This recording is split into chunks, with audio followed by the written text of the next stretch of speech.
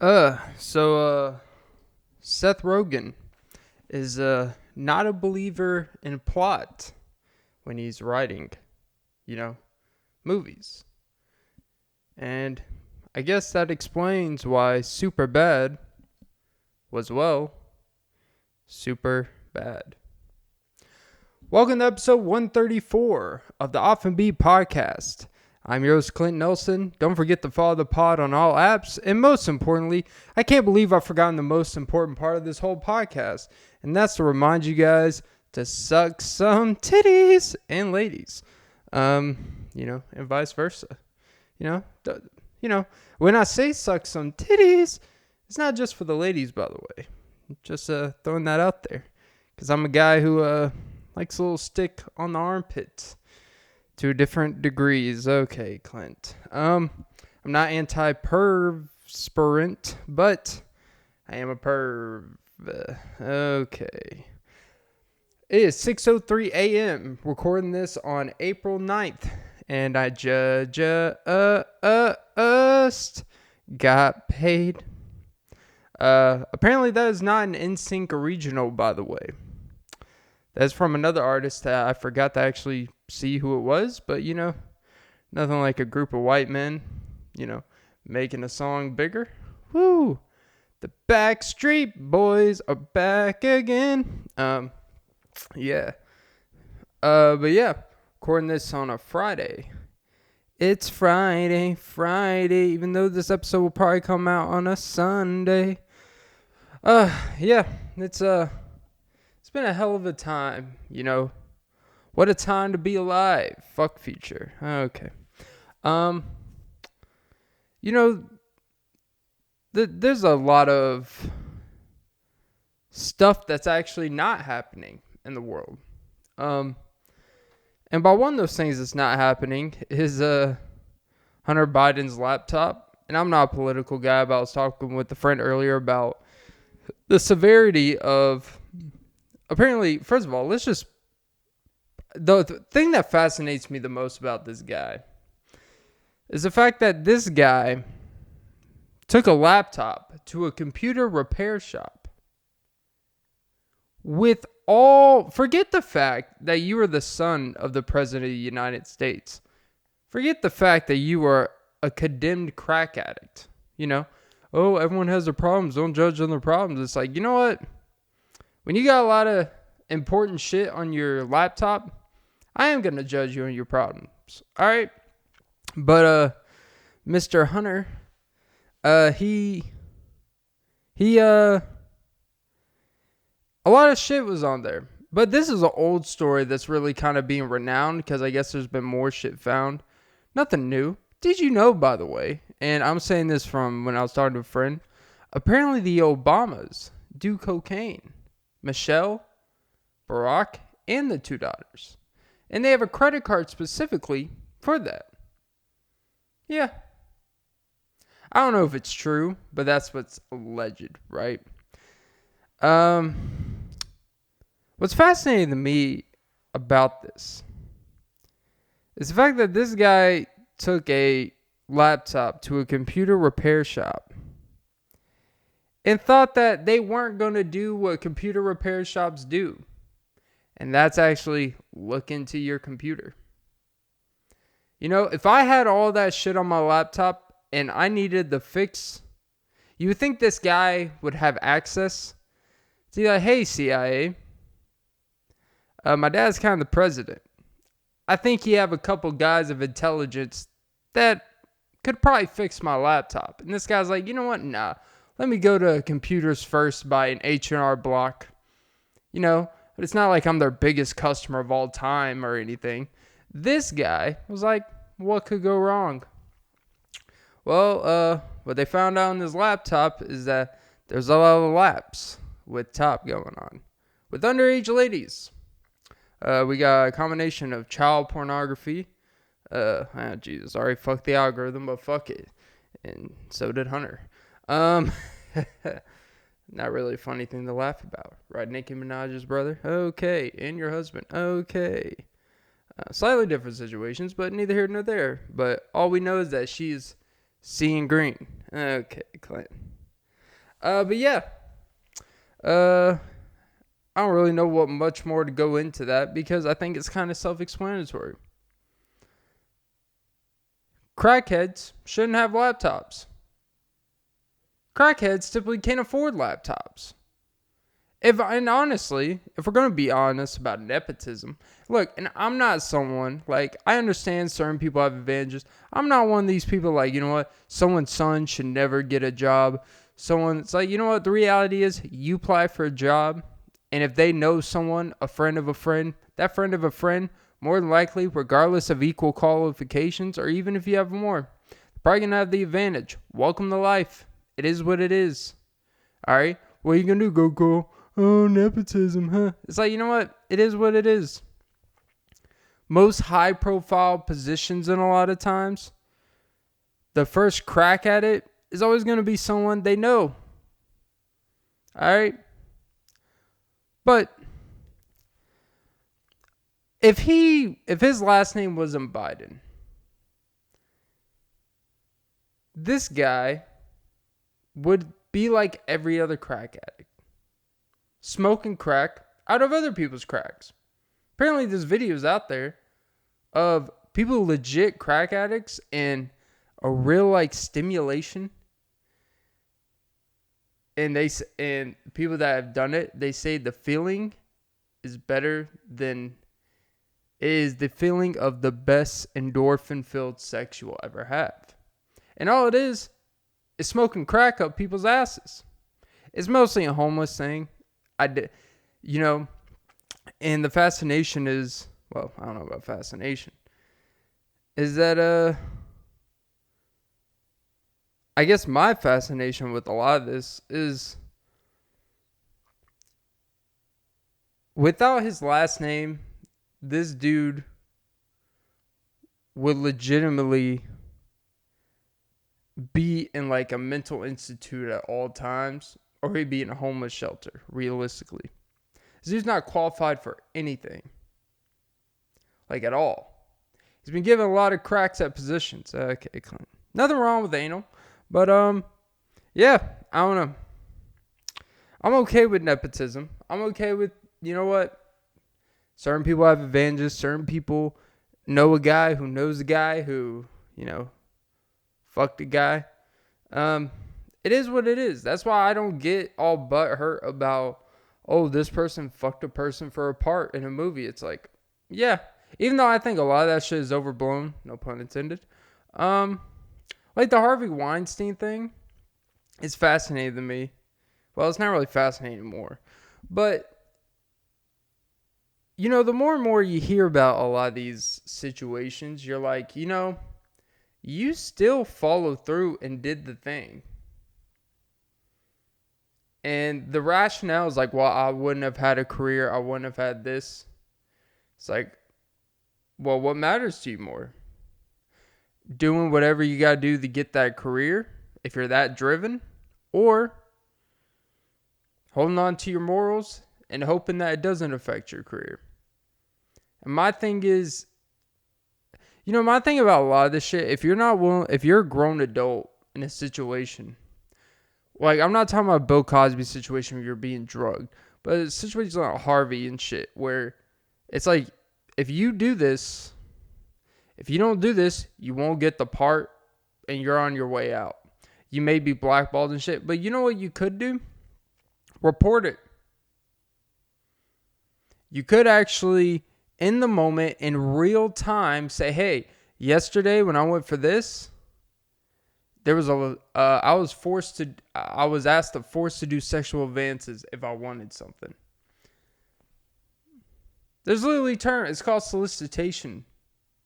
What is that, like solicitation, extortion, it's like a form of trying to have someone be a prostitute for a service, for money, or for a part, right? It's this thing we just kind of accept in society, and I'm not against it, to be honest, in the sense of, I'm not against it. If someone wants to do it to get something, hey, do what you gotta do, I guess. My thing is, if you don't want to do it, all the power to you, but actually go public and say some shit about it. the thing about when it comes to these claims and shit, when you wait years and years, I understand that you're afraid of this, afraid of that, but at the same time, you still took advantage of the opportunity that you didn't find comfortable, and you still did it. I'm not trying to shame people. What I am saying is, be accountable for the fact that you did actually fucking do it. All right?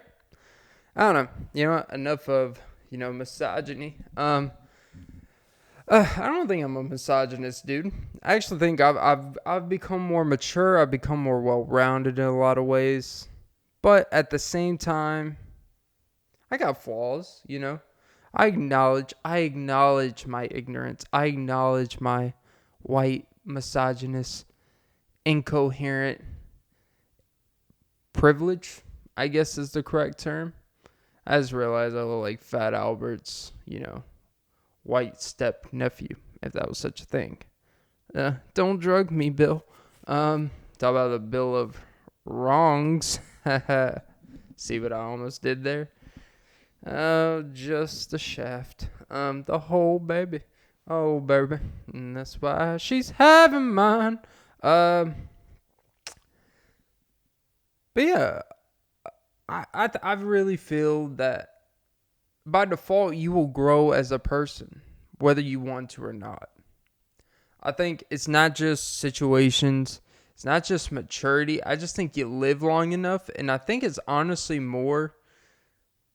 You don't even have to be a very social person and you can grow. Like people say it's important to be social because it helps you grow faster. It's important to do this and this. You need to live life and experiment. It's like, okay. You know what? I'll just actually watch all y'all experiment and watch what not to do. Sometimes, how they say seeing is believing, right, Polar Express? It's like, no, seeing is believing. As they're riding on a fucking train going 300 miles per hour in a wild, wild west, but in the fucking snow on Christmas Eve, and they come back home 5 hours fucking later. But it's cool. Seeing is believing. And that's why, and, I don't understand. Yeah, that's why I tell her, she's like, why can't you just trust me that my body looks great? I'm like, because seeing is believing, baby. Gotta love them t-shirts. Gotta love the Rugrats. Okay. Why is it called the Rugrats? Is it literally like rug and rats? Like the little rats, but they walk on rugs? Or is it because they kind of, like, honestly, like, is it Chucky? Yeah, Chucky, the orange head little fuck. He literally looks like a rug. And why did they make Charles, is it Charles or Charlie, the main guy, the main ugly ass baby with the little squigs, who actually is the only one that actually looks like a fucking baby? Like, he's the only one that still wears a freaking diaper, while Chucky is out here wearing his skate shorts and all that. At least it seems like it. I think I'm actually thinking of a different show. No, I am thinking of the right show. Yeah. Fuck Charles. He literally looks like Professor Xavier, but like in a baby version with less intelligence. And I don't expect a baby to be intelligent, but Midnight Dumpster Baby seems to have a few more IQ points than this pacifier looking baby. Alright, just throwing that out there. But I am not a believer that you have to be the most social. You don't have to be the Rugrats and all be a big old happy, everyone come over for family, which I will say, they were ahead of the diversity train. Go look at the cast. Well, on the screen. I don't know who actually did the voices. It probably wasn't diverse. But hey, all that matters is what's displayed, right, Simpsons? And that is kind of weird. What is diversity when it comes to like animated shows? Does it matter if the whole cast that you see on display in the animation is all one color, but then they have like multiple people of different races doing the voices vicariously? Or is it more important to actually show the display of diversity, but behind the scenes, it's just, we'll just say all white people doing the voices? I don't know. Just a thought. And I'm just a thought in your DMs. It's like 2A, 2B, option 4. If these other 3 decide to be like, hey, you're not that gal. I guess I'll galvanize your interest. Okay. But yeah, honestly, being social it's a cool thing. I recommend it. I recommend that you have social skills. It'll make life easier, make more life interesting. Because really, at the end of the day, think about when you're the most happiest. By the way, an in-person conversation will sit with me and make me feel, I don't want to use the word high because that's a little overbearing, but it will sit with me and I could not conversate with someone for the next 4 days, 5 days and be honestly just as fulfilled than texting people all throughout the day and the week. And I get literally no real decent feeling out of it. Like a 2-hour sit down with someone that you enjoy talking to will sit with you. It will sit with you. It will make you a little bit more alive than texting someone or being on the phone with someone for 2 or 3 hours. Like it's a different feeling. So in that way, one, fuck texting. I fucking hate it. I hate the basicness of just keeping up with the Joneses, but really just keeping up with the WYDs these days. And that's not really shot towards anyone, to be honest, to anyone that may text me and send me that shit. It is just kind of like, it just seems like there's a consensus that everyone texts the same way because it feels like texting is really just a structured predictability. There's too much time in between where if I have time to predict what you're going to say or do or think of next. And when you give someone time to predict shit and it's not really an engaging situation and it's more just like, hey, I'm bored. I want to talk to you. I want to talk to someone about someone. So I'm going to ask you generic questions that are not specific to you. I'm not going to ask you specific questions that I want your thought on or curiosity type of questions. I'm just going to ask direct, hey, what movie you watching? Oh, I'm watching this. Oh, is it on Hulu? It's like, who gives a fuck? But an in-person conversation, you could get a lot. I think also because in person, it's flowing back and forth. It could lead to something. There's if you ever listen to any type of podcast, you can kind of see like it starts as something. All you have to do is have something to start with, and the conversation will take over itself. As long as you got two people that actually want something to happen. Because you could say one thing in a 3-minute rant about something and be like, oh yeah, by the way, the Big Lebowski. It's like, oh, Forrest Gump. Did you know the guy who Forrest Gump? Do you know the guy who Forrest Gump is based on is actually a former like a KKK member in a sense? Like it's kind of a weird story, but yeah, it's a. I guess my thing is with in-person conversations. I think it goes without saying, it leaves more of a mark on you. Like, it sits with you more. Whether someone's happy, whether you are laughing with someone in person, or you have a really intense sexting. Even intense sexting does absolutely nothing. Haven't done nothing like that ever, because I'm a child of God. But I would only assume it's not really it. Like, oh yeah, I'll put my boner inside of your pea lips. How do you like them apples? Ooh, I love the coconut butter down here, baby. It's like, what the fuck are you talking about? It's like, I don't know the sext, but I will sex you up. It's this weird thing that you could text someone for 9 hours straight in a day. and literally talk about something and literally the equivalent of all the shit you talked about in a 9-hour texting spree. You could have met in person and probably talked all that shit in an hour and a half. If even that, to be honest.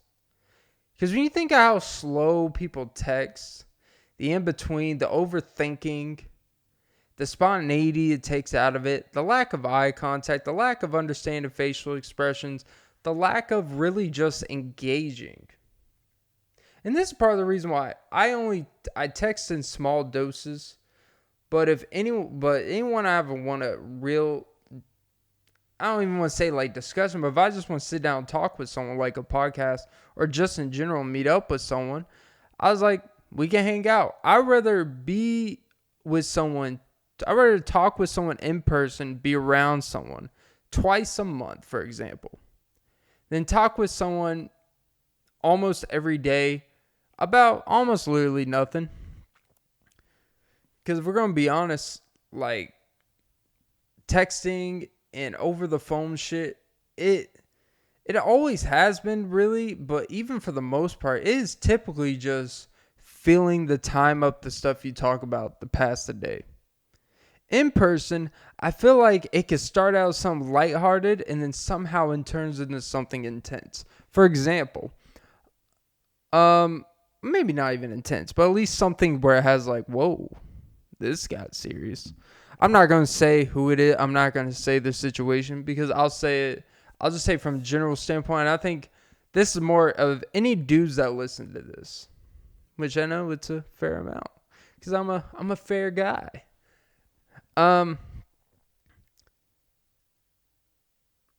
Any dude that has another dude friend, let's be honest, a majority of shit we talk about has kind of to do with girls, right? I have a friend. We talk about everything, essentially. We meet up once or twice a week. I sit down maybe an hour or two every time and that's what I'm talking like. When I talk with this person, my rest of my day, I feel like more at ease. I feel like I got shit off my chest. And it's not even a therapy. It just feels like I got stuff relieved off my mind. It feels like I did something that feels beneficial. And, oh gee, it's starting to sound like a bitch right now. It felt great to really tell someone what I really feel. You're the first one that I can only be myself around. It's like, oh, I don't like the sound of that. Isn't it kind of weird when someone tells you, you're the first person I felt I could be myself around? You would think that's like, wow, I really make this person comfortable. But really, what you're thinking is like, wow, this person is a little too comfortable. I don't want my girl to just start farting 5 times at dinner with me. I don't. You know what? Like, I don't even want to sense your queef coming. I don't even want to. I like, no, you know what? Keep the appearance. You know what? Be a lady. Put the napkin on your lap at Cheesecake Factory. Like, still be a lovely lady. All right. But yeah, it's kind of funny how, oh, I'm so comfortable. And for some reason, you're like, let's not get too comfortable. But yeah, no, but with the relief, the feeling of just talking to someone about something and them bringing up something, you bring up something, right? There's an art to it, and there's a relatability that I think a guy and a girl and a girl. I think there is something about we are always more comfortable talking about what we're really thinking and saying to our own sex. I really think guys are more comfortable and get more real about shit with guys, and girls are the same with other girls. Then when we combine, we have a fill out process, and we may go here, but we're not going to go here, right? I think that's kind of just common sense. I'm not reinventing the wheel, but I guess I'm kind of just setting this shit up in the sense that when I have this sit down once or twice a week with this person, that day, the rest of my day, I just feel different. I do. I just feel different than on days I don't. But even the days after, like that conversation sits with me. At random times, like I'll think about this and it'll make me think about something we talked about and make me actually really revise and really make me think more about the topic we talked about. Make me think more about being introspective about certain things. And it's not about adopting someone's point of view. It's not even about understanding, but it just makes you think about, wow. Like every time we have an opinion, we read some, we have our initial opinion. And then we try to think, well, let me think more about this. And then we may find a video and this and that to kind of confirm or not confirm, or at least to kind of bring levity. But when you actually talk with another human being that's not presenting the information, but giving their opinion on the same situation that you gave an opinion and understanding a POV, and you're like, huh. It's not about changing the way you think, but it is about being engaged and being alive. And I'm not trying to be the old man here, but, part of someone who has really backed off social media in general, even though I put out multiple podcasts a week, I guess this considers social media. YouTube is kind of social media, but I think it's not really still. I know, justifying my way of thinking is what we do here. I do believe just like ever since I've disconnected and done less and less of the social media and texting to various degrees and extremes. Not saying I never do, but it's certainly not more than just a when I'm free. Like if I'm doing something, I'm not going to text more times than not. Like, and I'm okay with that. And I'll live with whatever comes with that. But you just notice how different you operate. It's not even like your life is different. It really is like how you think about things. How you are not so distracted. How you are not so into a world that you realize when you are disconnected from it, you're aware of it, but you're not really like attached to it, where you're not emotional about a whole bunch of shit that you really don't need to be emotional. You don't get caught up in a lot. I shouldn't say no nonsense, because I look up nonsense when I want to see it. But you don't get caught up in what a bunch of people think. And I know that sounds weird, because it sounds like you're just trying to confirm a very specific type of idea. Because if you only listen to your friends' ideas and your ideas, it's not really expanding the way you think, right? But I also think you got to be more careful of the avenue where you seek information of anything, or seek advice, or seek ideology, or anything. And if you go to certain places, you're going to get exactly what you deserve to get. And I guess I'm just, from my experience, being disconnected from the Instagram. I really sound like I'm being disconnected from that Instagram for a long time now. Facebook for fucking Jesus. It's been years since that. And when you're not on that stuff, life is really just fucking better.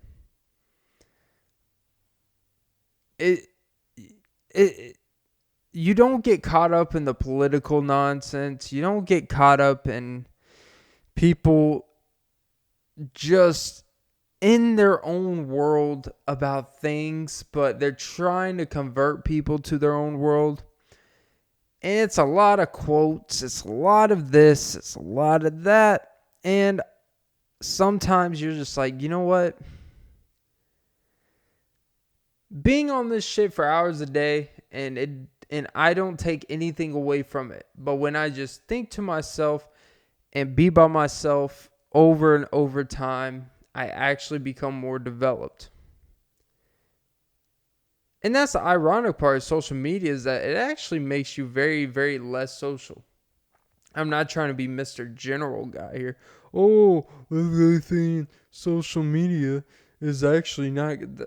I don't think social media is actually that terrible for you, you should just, it's not for those who could be easily swayed. It's not for those who lack self-discipline when to get off of it. It's not for those who actually don't know how to think for themselves at the corest of levels. And if you want to see shit to get mad about, and you see behaviors and it encourages a lot of outlandish, it encourages this weird thing. The weirdest thing I've always found interesting is the fact that the stuff that gets clicks on a lot of this shit has to do with making fun of cheating in relationships. Like there's a very heavy, there's a lot of pages for bragging about and making fun of someone that's on the receiving end of a lot of hurt more times than not. I've always found that stuff interesting. But at the chorus of levels, I'm really the belief that I'm really coming around that less is more. In the simplest of ways, in that I really believe being around someone twice a month is a lot more beneficial than texting someone 5-6 days a week about virtually just daily checklist type of texting. And the weird thing is, when I look back at my old texting habits and shit of years back, and I think most people relate to this, is that you feel like you always gotta fill the text threads with people. Like you always feel like you gotta constantly boom, like make sure you know what's going on. They make sure you know what's going on. You're always asking, oh, you're just saying stuff to fill in time because you're afraid of what if, if we don't talk for 14 hours, we must be distancing. In reality, it's just you just didn't talk for 14 hours. You slept for 7.5 of them. You went to work for the other 7. And for 30 minutes, you're just like, you know what? I just want to listen to the fray. This is how I save a life, including my own sanity. That's why I'm over my head. Okay, Clint. He's look like he struggled from alopecia, which is funny. And someone pointed this out, and I even thought about this in the moment, but I was like, I don't know a whole lot of alopecia, but I've actually done a little bit of the search on it. It's really just pattern baldness. And I understand immune system and shit, but really as a man, if you have baldness, you probably typically have lower testosterone. You typically have lower levels of different things. So you know what? Your immune system is already actually weakening. So really, I don't want to hear no male bald jokes no more. I don't want to hear nothing about dudes with, the fucking Toy Story Hank at the toy store fucking hair, pat shit. Like, you know what? No, don't bring it to us. You know what? Let men be bald in peace. And if you shame the hair, you deserve to get slapped in the face. Yeah, how you like it now? One's going to hurt a little bit more than the other. Except a woman's hair, she should have went up and slapped him. But, all right, I'm not going to revisit that. Way old news. But, yeah. It just has become this thing where I absolutely just fucking hate it. I'm going to just say it. I hate it. Like, I don't want to say, I'm too old to text. I'm not aging out of it. And I think, honestly, it's more of a combination of my work schedule, working 50-plus-ish hours a week, doing this podcast, which takes amount of time, recording, descriptions, blah, blah, blah, none of the shit you guys care about. But it takes a little bit more time than you probably think to put out even one episode. Then I have my writing shit, which takes up all my free time. Then I gotta cook and eat. Then I gotta sleep. And that's basically my week. Like, I don't even have time to really go out to dinner based off my work schedule, right? To go out to a place and eat. I literally have to request time off of work to make shit happen. And that's fine with me. Like, I'm okay with that. But if I don't have time to even do something like that, what makes you think I'm going to, like, what do you think? I think that has really contributed. It's really the situation in my life the past like 4 or 5 months in general. I've been so busy and I've been dedicated. I've been in my work on my passion, doing this as well. And just having my job to make fucking money. And it really opens your eyes to like, and I hate to be that guy. Like, I really feel like I'm at the perfect age where all this shit really starts hitting you. It's like you really actually start thinking about what is my time being used for. And you break it down and you're not necessarily saying every minute a day's got to be prosperous and there's no such thing as a wasted minute. But I'm not going to waste considerable amount of minutes on things that are just kind of getting in the way of what I'm already doing, which is more than enough. Like, I'm not going to go out of my way to check on people that haven't checked on me or only check on me when they're bored. Like, what does that say when you only hit up people when you're bored? What does that say? That just says to me in general that you're just trying to fill in the time. It's not that I'm a quote unquote priority in a sense, because I don't think I should be a priority to anyone, at this stage with anyone. But if I don't make time to reach out to certain people and stuff, then I'm an issue, right? Then I'm a problem. When I used to be exactly that. I used to do nothing but reach out. Do nothing but initiate conversations with, honestly, a lot of the same people. I used to always be over the top. Always be so afraid of emptiness and discussion. And so afraid that if someone wasn't talking to me, because there was a lot of neediness in the boy. Your boy was a needy boy, okay? And ironically, from a friendship or girlfriends in some situations, it was really a turnoff. And the weirdest part is that's not even who I even knew at the time. This isn't really what I like. Like, I don't like to have to do this, but I feel like, maybe there's something you always think like, maybe there's something I don't understand about this shit. Like, you always try to get benefit out. Like, you know what? Maybe there's stuff I don't. Maybe this is part of being more considerate and all this shit. And even doing things that you may not want to do because it's about a bigger picture with someone. And then as you get older, you realize, no, it was actually just that. My instincts were right. This isn't, I don't feel I should have to do this when it's not warranted. Like, when I'm not even receiving what is expected of the output of what I'm giving. Like, if I'm putting all this time in, I'm expecting a little bit more in return. But I feel like texting creates that barrier where it's okay to be bland and you can justify the blandness. Because you think, like, maybe I'm not that interesting. Maybe I'm not this. And that could be true.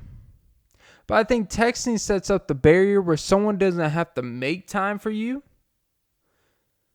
but they can still say they made time for you. And I think that's the biggest thing. Where in person, if someone really doesn't want to make time for you, they're just probably not, because they actually have to make time for you. If someone actually makes time for you because they want to, chances are when you meet up, they're going to be engaged, because then they just made a waste of time for themselves and they'll actually feel the waste of time. And that's why when someone's, when I hear people say, oh, this person did nothing but waste my time for months. It's like, in texting? It's like, no, like, if it was texting, like, there was no real commitment anyways. Like, texting creates a barrier where you don't really have to, texting creates a barrier where you don't actually have to be interesting. Everything's so over the top. Like, if you really want to know if someone's quick with it, people can plan too much shit out in texting. They can have a game plan, and you could kind of have a game plan in person, but if you throw someone for a loop in person, you see how they operate in real time. You see how someone really is under pressure, in a sense. Not that you're trying to make your date or your, conversation pressure-wise, but it does bring out, like J. Cole, applying pressure. It does apply some pressure. And when people apply pressure, you get more of who they are out, for better or worse. But with texting, you can be a lot of things you're not. You can. Some people feel so comfortable just waiting and thinking of what they're going to say next and what they're going to do next. They can lie a lot easier. And they can be more disingenuous about their time. Like, if you truly want to know if someone actually wants to be around you or if someone actually enjoys talking to you, invite them to go somewhere. And be like, you know what? Let's go hang out and talk at X location. Nothing crazy. Just a simple location. If they want to go there and talk with you, step one, they probably are. And if they're engaged, there's your answer. But through a phone and social media, the weirdest part is that you don't have to be engaged at all.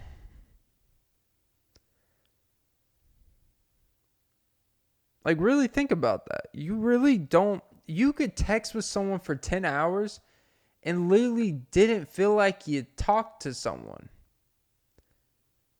Like, you literally just texting words. Like, I was thinking about the communication aspect of texting. And, wow, this became the texting pod. Think about the way communication is the equivalent of just passing notes to each other. If you were sitting in a room and someone was in the next room, and every time you wanted to say something, you wrote it down on a little note, like a little fucking easy notepad, right? And let's say each page was a single text. You would talk different, right? Because there's a lot of trips. Walking here, walking there. Put it under their door. They pick it up, go under my door. You know what you probably do? Hey, just unlock the door and talk to me, baby. Why are you mad? I don't want to go to bed mad at you. Jesus.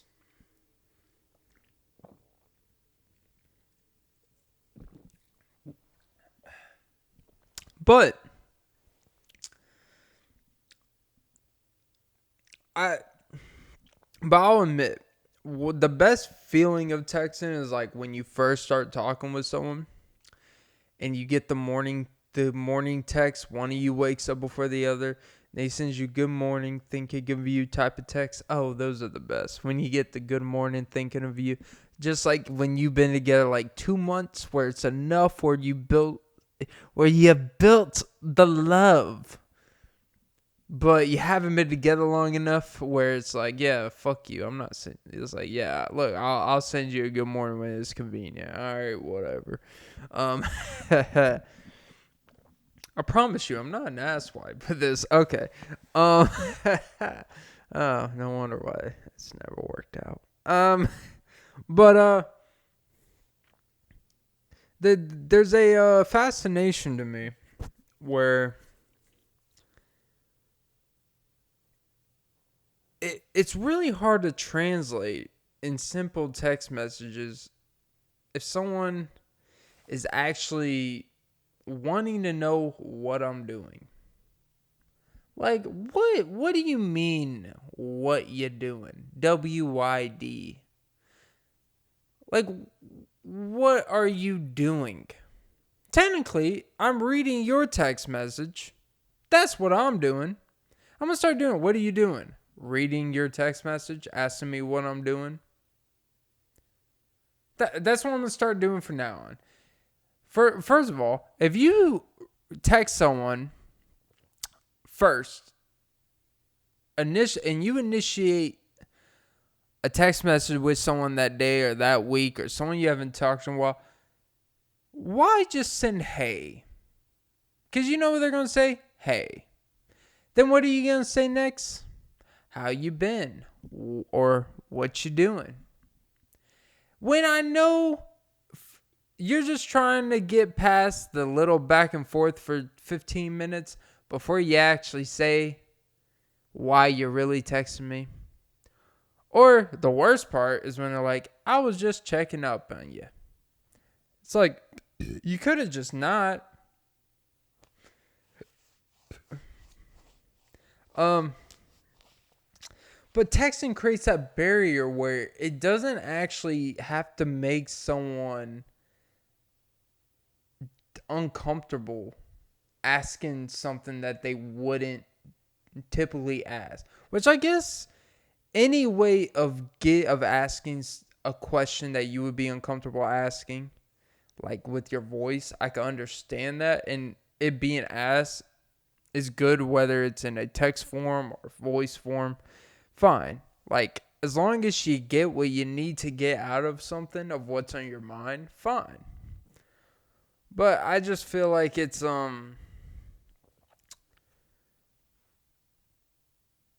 I think I noticed this, and I'm saying this because I think I notice a lot with people my age range. I think we're all like kind of starting to get on the same page where we saw how we were 4 or 5 years ago and the way we interacted with each other, and now it's completely different. And we all are kind of cool with that. But also, there's still that percentage of like, man, I miss when it used to be all day, every day. It's like, yeah, I got shit to do. And I had shit to do then. But I had a little more time where I didn't have shit to do. But now I really don't have time because I got shit to do. You know what I'm saying? Like, it's just, it's just this, I guess it's just kind of this conundrum where it's taken over even more than ever with younger people. And I'm not a person, like, I'm not a believer that you can't have regrets. I'm also not a believer that you've got to dwell on yours either. But one thing I will say, I do feel like, looking back, out of everything, I do feel like I wasted a lot of time texting just because I felt that I needed to text to keep something going, you know. And on my part, I guess like overcompensating in the sense of, because I would feel like if I wasn't texting, like they would feel I wasn't interested. Like, you know, when you're in the fascination stage, and even when you're not, like, sometimes like doing too much is just that. It's doing too much. And it's one of the biggest aspects that I want from a partner going forward, and is just understanding that it doesn't have to be that just because I'm not texting you every day, or just because I'm not conversating with you about whatever all the time. But when I do conversate, when I do reach out to you or you reach out to me, just know that it will be good. Like, you will get a better version of. I would rather someone who's engaged with what we're doing and talking, even if it's less often, than just being there just to be there. When it's like, kind of got this to do. But if I don't feel this obligation, then it sets a precedent that, oh, you're not really there for me. And it's like, maybe? I'm here for something, and it's definitely not for me right now. No, but, and I think, it's like my belief on when you get in a committed, long relation, not long distance, a long term, where that equals marriage and all that shit, is that you got to understand that you got to be open to the fact that the way you love each other will change over time. What you need when you're married at 29 is probably going to be different when you're 38 and have two kids by then. It's going to be different when you're 46 and, you know, fucking whatever. Like, what your interests, your age, like, shit changes. Like, you gotta be understand that things like that, what your partner needs from you will change over time, and what you may need from your partner will change over time.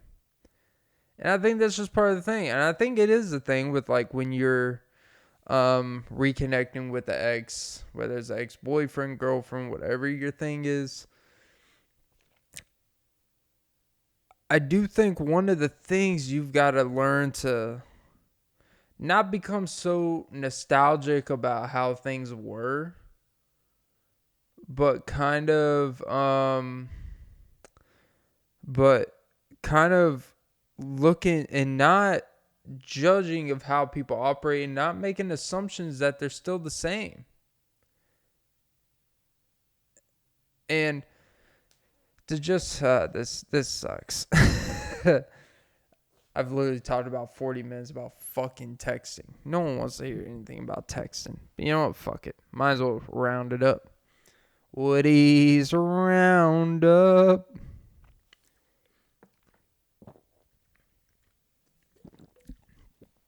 But you gotta love the text when there's a buzz on your phone light years away. Okay, Clint. But yeah, booty and the hoe fish. Okay. No, but I've just learned to ease up. Like, I also think, look, I'll just be open for a second. I've been reconnecting with some people.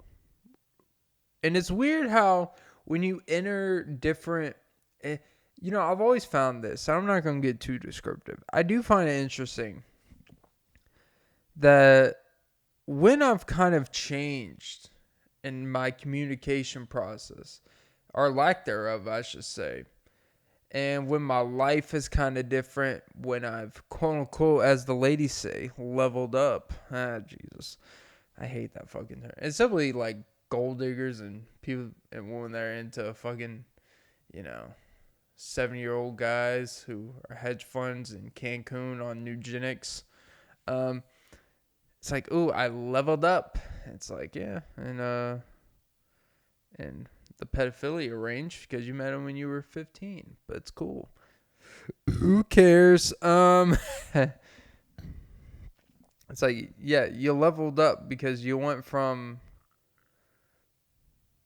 being a sophomore in high school to being with a guy who was also a sophomore in high school. Sorry you didn't have a Thunderbird. All right.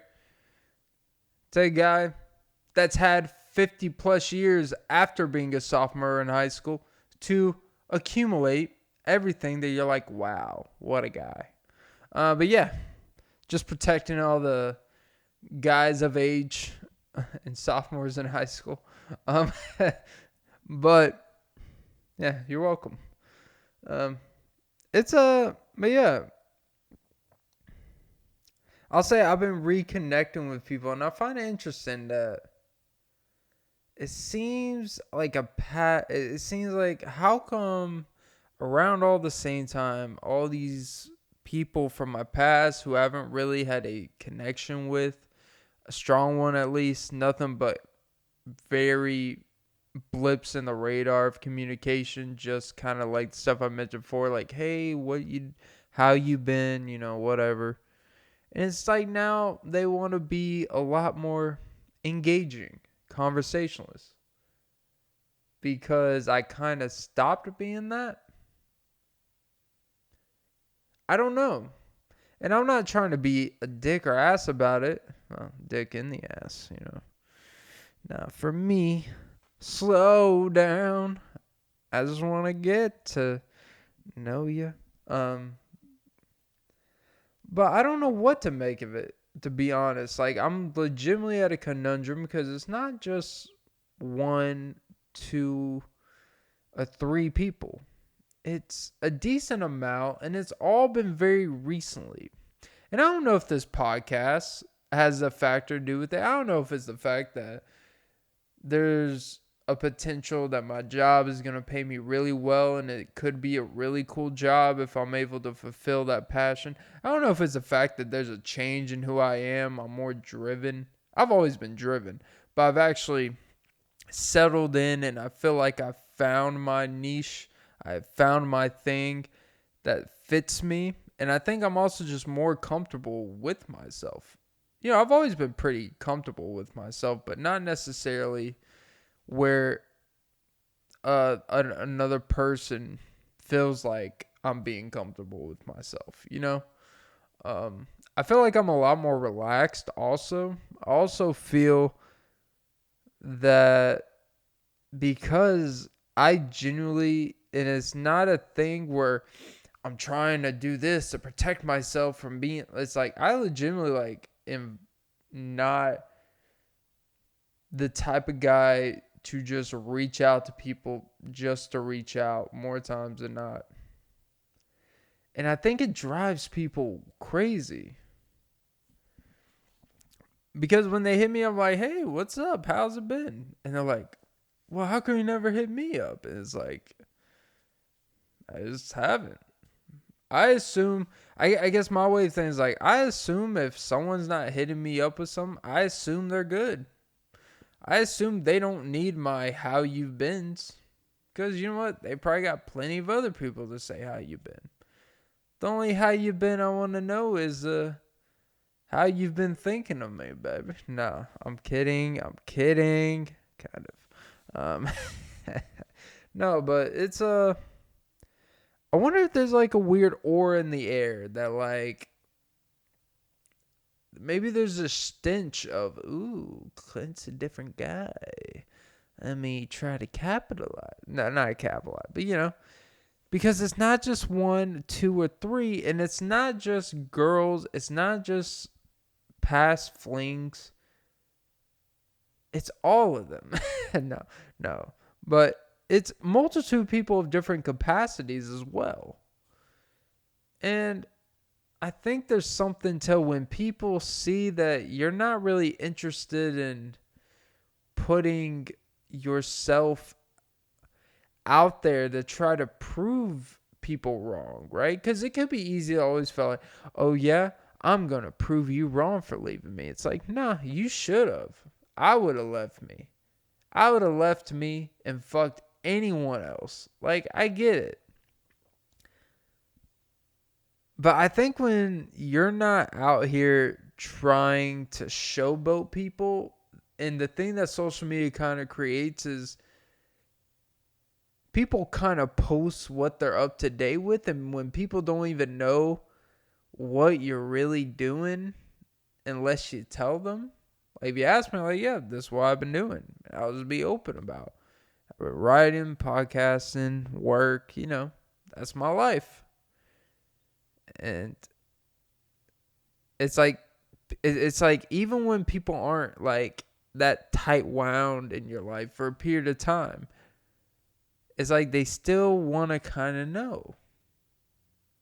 And what is that about? Like, what's with our fascination to always want to know? Maybe I don't want to know.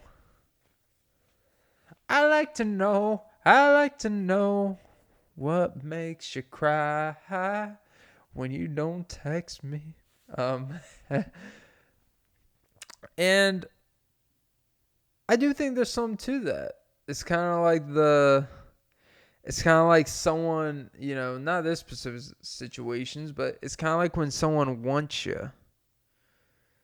It's more like someone doesn't want you until someone else wants you. Like when you're completely available, like, if you're going to waste your time with me. I'm here. I'm this, I'm that. I wouldn't say no if you wanted to go to Old Charlie's and dip your chicken tender in my mustard. But no. It's the second you start seeing someone and you're just like, you know what? Fine. People move on, is what it is. And then people like more into your DMs. People are more interested in you, right? It's like, okay. And stuff like that, like, it sits weird with me. It's like, what about it now where people, like, because I went through like almost a year without really having in-depth conversations with anyone outside of my one or two like close friends in my life that I conversate with in person when I see them. I kind of got rid of texting. I kind of got rid of outside of bare minimum shit. And what is it? Is it sometimes that less being seen less makes people actually a lot more curious about you without even trying? Because I'm not a tryhard. I'm not a guy that, ooh, look at my accomplishments. Look what I did today. No one gives a fuck. Even though I tell people on this podcast, so I guess someone gives a fuck. But it's just this is a long drawn out bullshit pod. But yeah. And I guess what all this has really shown me really over the past almost a year of not really being engaged in texting and virtual communication is that I have valued in-person communication more than anything. I've become a better in-person communicator by default. And this podcast, I believe, has made me a better conversationalist in my real life. Ironically, typically you practice in-person conversation in real life to get better at this. But I kind of started doing this first, and then I became better in person.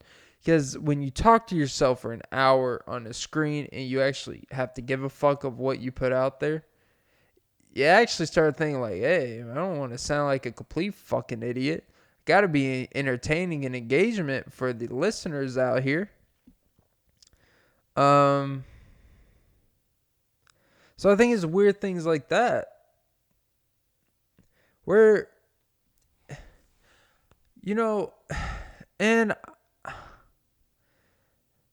I don't know. There's just a weird. I guess there's like a weird instinctual feeling that I know doesn't feel right, doesn't sit right. And I'm only saying this from a first person, like me, because I honestly feel like everyone has had to deal with this at different levels with different types of relationships, of people in their lives, of friendships, and things of that nature. Where it's like, now you wanna. It's like, why now? It's random. It's random, but it's not just random. It's all happening at the same time. So either they are all battleshipping and just aligning to take me down. They're about Deshaun Watson me all at the same time with these lawsuits. Or I am a more easygoing person, maybe. And maybe there's something that sense. There's like a aura. There's a big dick energy. Besides 2/3 of that equation. You figure out which 2/3 I'm talking about. But no, maybe there is a slightly different gravitas for me because I am a very different person from a year ago for a lot of different reasons. Some personal, some not so personal. Some just because life is just kind of different. Some humbling. Some I've actually feel those humbling experiences have actually have made me a more uh introspective person. And it's honestly confirmed a lot of things. Like, yep, you know what? Money does make life a little bit easier. Never take money for granted. And some I did, you know. But all you can do is move forward with it, right? But it never stressed me out because I know I have the ability, and I'm starting to get there. I know I have the ability to recoup all the money that I had before. And shit like that happens, right? But it's like I look at the way like some things and some aspects of my life where I'll be like, yeah, I'm an attractive commodity on the market. And there's some things when you learn it's like, yeah, this guy, I don't know. And that's the thing. I don't know. I don't know. You know, I guess the main thing I was trying to get is like, why do people want to be a part of my life now? And that's something I've asked personally. And like, you know what? Sometimes maybe people are just ready to like, hey, I really want to have you in my life in a real capacity. I don't know what that means necessarily, but you know, I'm ready. I'm ready, Clint. Take me off my feet. Cinderella man. I'm a Cinderella man. And things like that. I don't want to be cynical. I don't want to be an asswipe. But I also don't want to be blind to what my instincts are telling me. And that's, these bitches are crazy. No, I'm kidding. Because it's not just women. I'm a switch hitter. No, I'm kidding. I can't play with the left. Even though someone said my left arm is bigger. I can tell you, it's not as coordinated or as fluid. And it certainly doesn't get a whole lot of fluids on it. Okay, Clint. That got disgusting. No one listens at this point anyway. I could literally say the most heinous shit. But I will leave this pod on an appropriate note. Here's what I'll conclude about texting. I would just say phase it out like alcohol. If you're struggling with alcohol out there, shout out. You got to phase it out slowly. But once you do, you'll realize how much you don't need it. And you'll realize you don't need it to be interesting or fun. And that you could replace alcohol with the actual better version. Sex. Replace alcohol with sex. Replace texting with in-person. In-person is sex. Texting is alcohol. Because alcohol can make you feel something that no one has to be there for. Sex, someone kind of has to be there. In-person conversations, someone has to be there. I feel like I talk about sex way too much. And it's not even about like actual sex, but it's just like the funniness of it. Yeah. I don't know. I guess the main thing is texting sucks. That's my takeaway. I realize the less and less, like the less I even want, like I almost get annoyed the fact that I even like want to send a text. Like, oh shit, fuck this. But yeah, yeah, you gotta be mindful of a lot of this shit. All right, yeah, okay, we'll wrap it up there. That was episode 134 of the Off and Beat podcast. Follow the podcast on all apps. Suck some titties. And just stay safe out here. Yeah. Don't send your nudes in group chats with 40 guys and play victim. Just a thought. Yeah. All right. Have a great day. That was